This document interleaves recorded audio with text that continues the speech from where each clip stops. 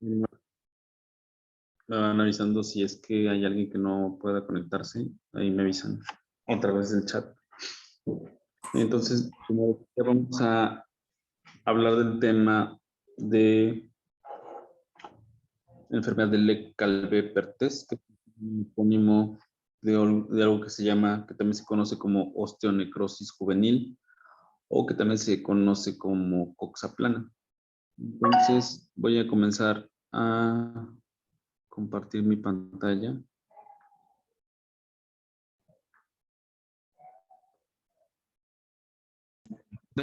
Antes de comenzar, ¿sí iríamos el tercer grupo al colegio militar? Sí, Sí. Ah, muy bien. sí, Pero apenas va a ir el segundo, ¿no? Apenas vamos a ir el segundo. sí, apenas vamos por el segundo, por la segunda tanda de ustedes. Perdón, pensé que iban por el tercero. No, yo creo que lo haremos, bueno, les voy a confirmar, pero lo haremos el próximo fin, bueno, no mañana, ¿no? Sino el que le sigue, ¿de acuerdo? El próximo fin de semana.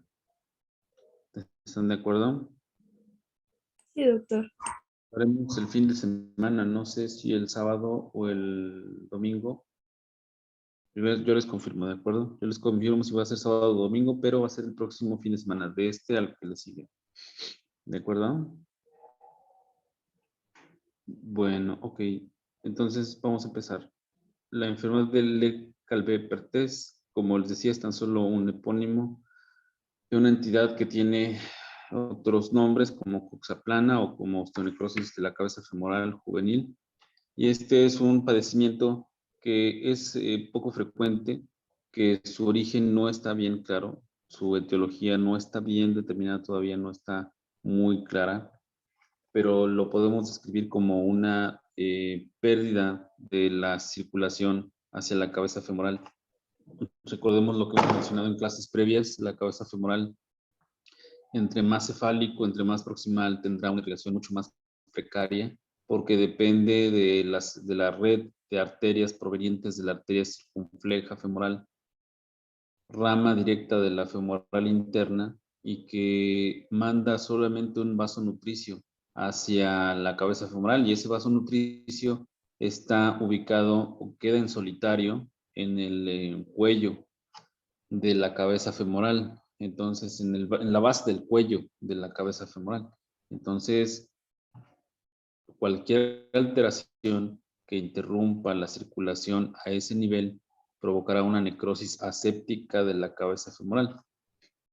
Como esto sucede principalmente en pacientes pediátricos, todavía aún el organismo todavía conserva la capacidad de la reperfusión, de la neovascularización, pero esto tarda bastantes años. A veces se recupera y se recupera la perfusión, a veces no se recupera, ¿de acuerdo? Entonces, por ejemplo, aquí tenemos una clasificación, o mejor dicho, unas fases de la necrosis aséptica de la cabeza femoral, la cual puede ir únicamente desde una necrosis hasta un aplanamiento, una pérdida de la esfericidad de la cabeza femoral, debido a que la cabeza femoral caerá en una necrosis aséptica, en una porosis y en un eventual colapso de la misma, en la zona en donde la cabeza femoral hace contacto con el acetábulo, con el fondo del acetábulo. Entonces, si podemos verlo ahí a nuestra extrema derecha, observamos cómo se aplana la cabeza femoral justamente en el sitio de mayor contacto, de descarga en la fosa, en el acetábulo, ¿de acuerdo?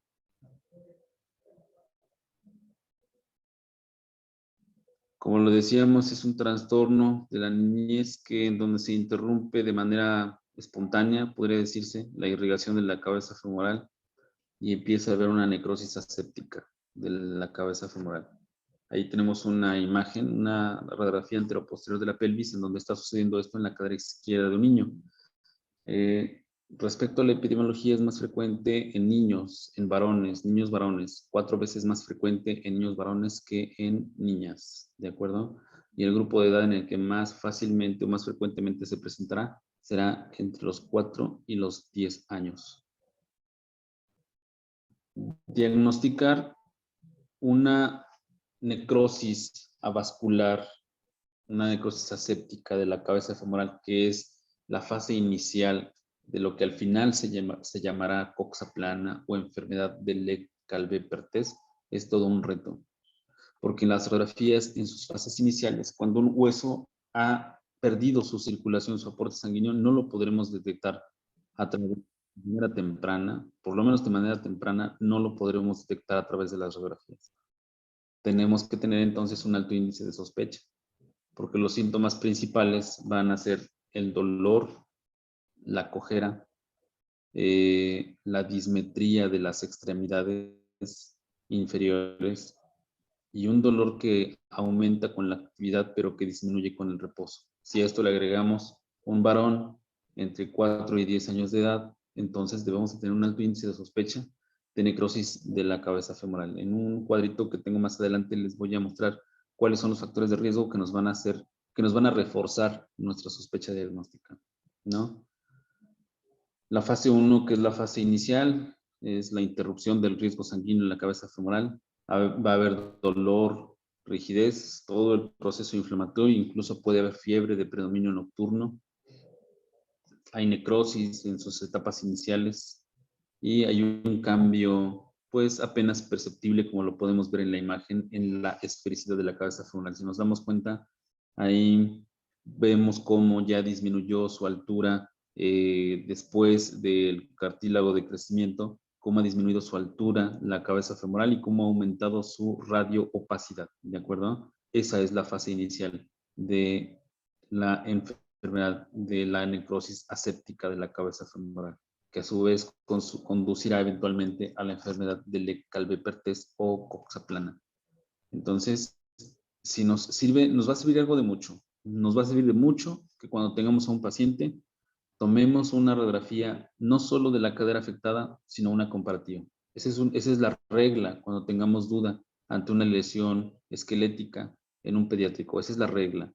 Como no es fácil tener pleno conocimiento de en qué fase, en qué etapa de crecimiento está nuestro paciente pediátrico y que por lo tanto no sabremos, así en pocas palabras, si estamos ante una fractura, si estamos ante una necrosis o si es el cartílago de crecimiento normal. Entonces, una herramienta bastante sencilla o un recurso bastante sencillo y asequible es tomar una comparativa como una anteroposterior de pelvis y no solo enfocarnos en una proyección unilateral. Siempre convendrá la bilateral para que nos dé la oportunidad de comparar el lado afectado versus el lado sano. Bueno, en este ejemplo resulta obvio ver que hay un trastorno en el lado izquierdo. Si lo comparamos con el lado derecho, resulta obvio, aunque no tomáramos una bilateral. Pero, ¿qué pasaría si tuviéramos una lesión como esta? Entonces sí requeriríamos del recurso de la comparativa. En la fase 2 hay un periodo ya de remodelación. Perdón, en la fase 1 les olvidé comentar que puede durar desde varios meses hasta un año. La fase 2 es entonces que ya hay renovación del hueso. Habrá necrosis y desaparición, lisis por completo del hueso esclerótico y habrá un reemplazo por una formación de hueso nuevo, de huesos de cicatrización. En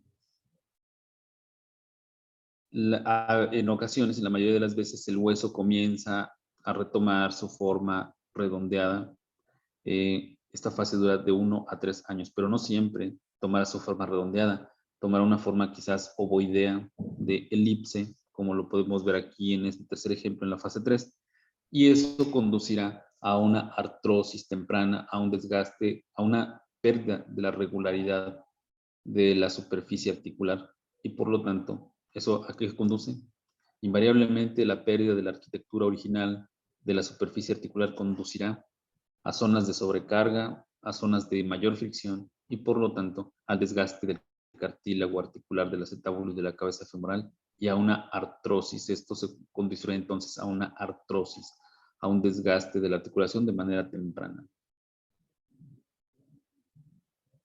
La última fase, hay un reemplazo total de las células necróticas, de las células no viables, por un reemplazo de tejido óseo nuevo, y esto durará hasta la maduración esquelética en los varones, que son los más afectados, entre los 18 y los 21 años de edad.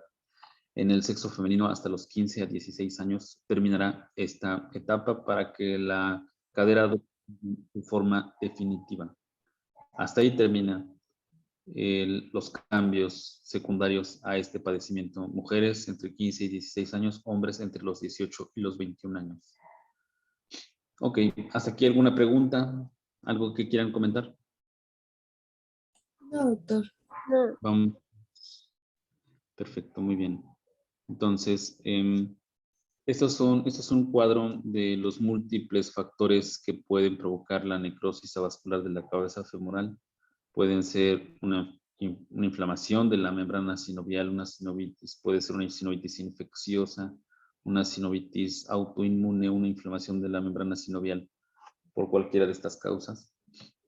Infarto arterial, pues es a lo mejor el factor que más se nos viene a la cabeza, ¿no? Cuando decimos necrosis avascular, cuando decimos necrosis por una falta de irrigación, bueno, pensaremos en una interrupción del flujo arterial, como en el caso de un infarto. Y hay otras enfermedades que también, aquí faltó en este cuadro mencionar el uso prolongado de medicamentos esteroides. Aquí faltó el factor farmacológico, el factor, digamos, iatrogénico. Ese es un factor muy importante. No está mencionado en este cuadro, pero es de los más importantes. ¿De acuerdo? Sí. Como lo mencionábamos, incidencia 1 entre 1.200 niños. Es un padecimiento poco frecuente, predominancia muy marcada del sexo masculino versus el femenino. Edad de 2 a 12 años, pero hay un pico entre los 4 y los 10 años.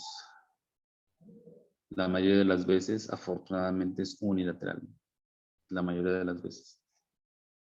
Lo que ya mencionábamos, ¿no? Una marcha claudicante, quizás una marcha antálgica, una marcha característica con balance, como lo muestra este niño. Este niño no tiene cojera, no tiene claudicación, porque no tiene dolor. Tiene una marcha en balance.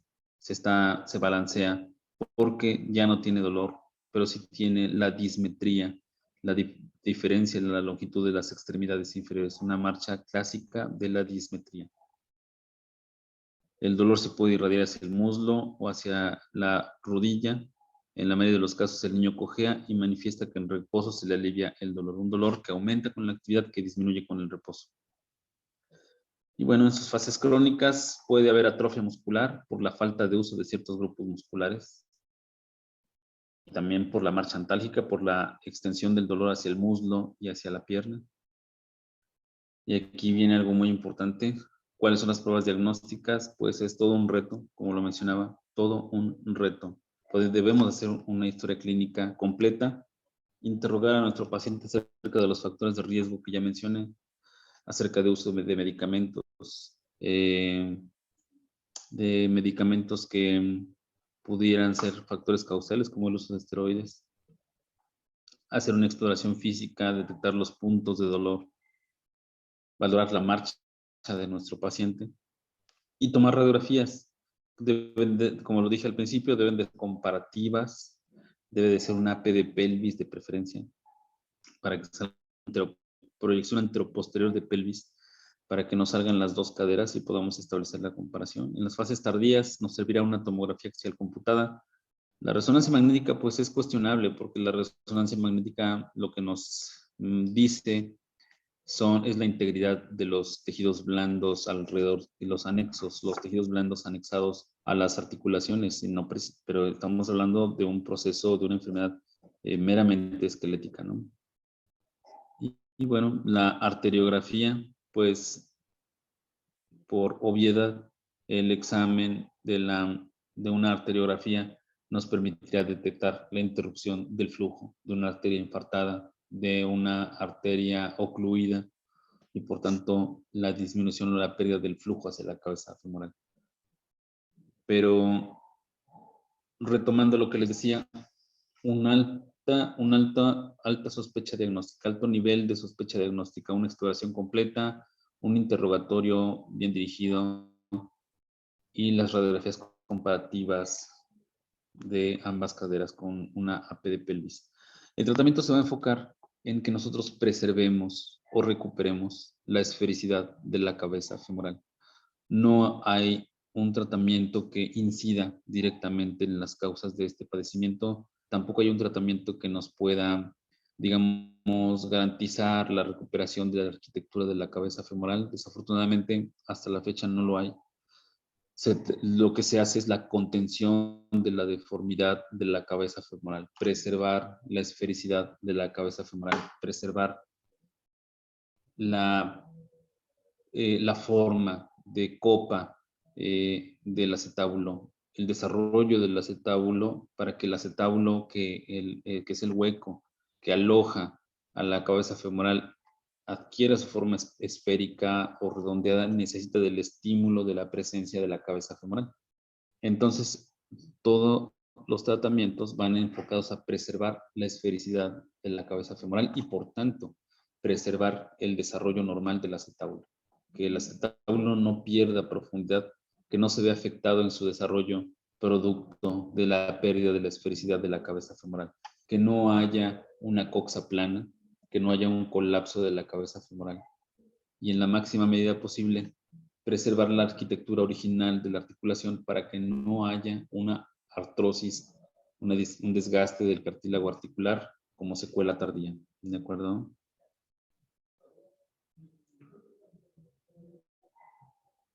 El objetivo principal es un diagnóstico oportuno, temprano. Mientras más temprano sea el diagnóstico, mayores oportunidades tendremos de evitar el colapso de la cabeza femoral.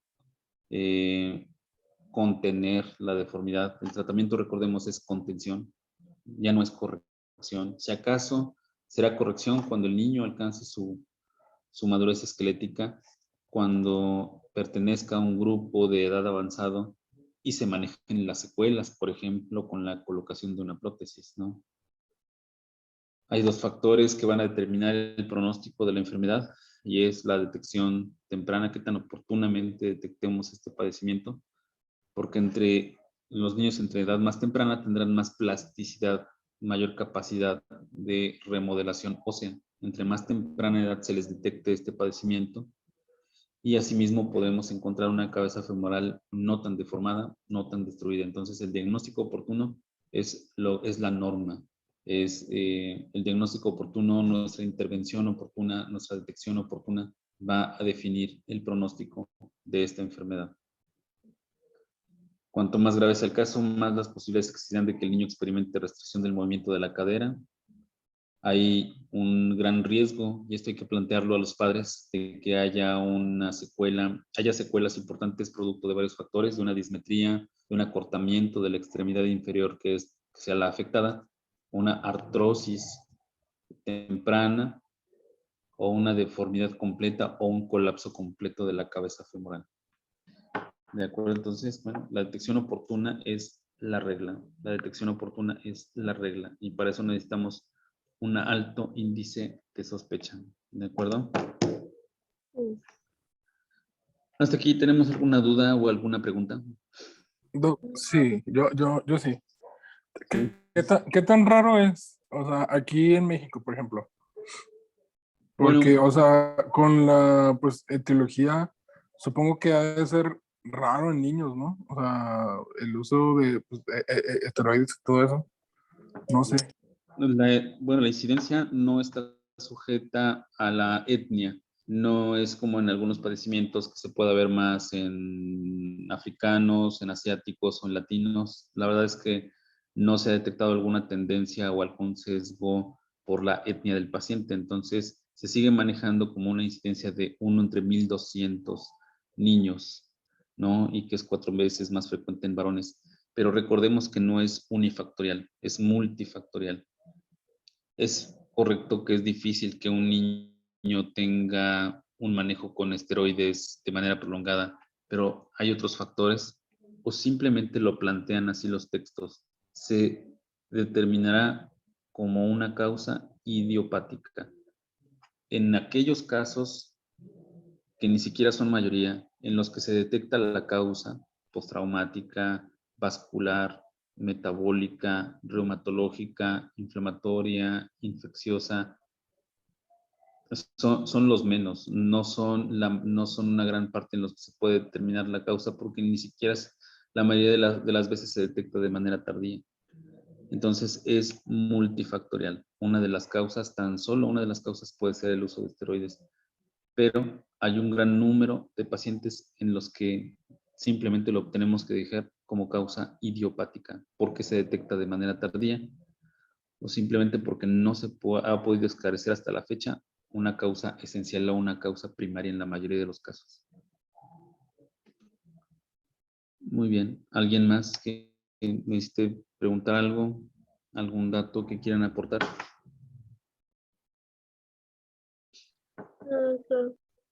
Bueno, todo claro hasta aquí. Es un tema corto. La verdad es que no hay mucho en donde abundar con este tema. Es un tema muy, muy interesante, pero así como es interesante, aún nos falta, si se dan cuenta, este es uno de los pocos temas en los que no está planteado de manera concreta, exacta, cuál es el método, el procedimiento diagnóstico específico, tampoco está planteado cuáles van a ser el protocolo de manejo, no está unificado. Hay una regla en medicina que es que cuando existen muchas opciones para resolver un problema, eso nos da a entender que ninguna de ellas es realmente efectiva, ¿no? Entonces, ese es un problema que nos plantea esta enfermedad. Hay muchas formas o muchos métodos o muchas vías para diagnosticarlo. Generalmente lo diagnosticaremos de manera tardía. Eso que nos da a entender que no hay un método comprobado, estandarizado, unificado para hacer el diagnóstico. Y también nos plantea como tratamiento solo un método de contención, pero no de curación, vamos a decirlo así. No hay un método resolutivo, solamente hay métodos de contención de daños, de control de daños, y son muchos los que nos plantea aquí la diapositiva. Eso que nos da a entender que ninguno ha funcionado al 100% y que el diagnóstico y el tratamiento se tiene que particularizar con cada paciente, con cada tratante, con los recursos que se dispongan a la edad que se detecte este padecimiento, ¿de acuerdo? Entonces no nos frustremos si no tenemos tanta información, simplemente debemos de tratar de quedarnos con conceptos claros, con ideas claras, con conceptos concretos, ¿de acuerdo? Sí, doctor. Bueno, entonces nos vemos por aquí el próximo lunes a las 8 de la misma hora. Hasta el lunes, Muy bien, doctor. Hasta el lunes, doctor. Gracias. Hasta el lunes. Que tengan buen fin. Hasta el lunes. Igualmente, doctor, gracias. Igualmente, doctor. Bye bye.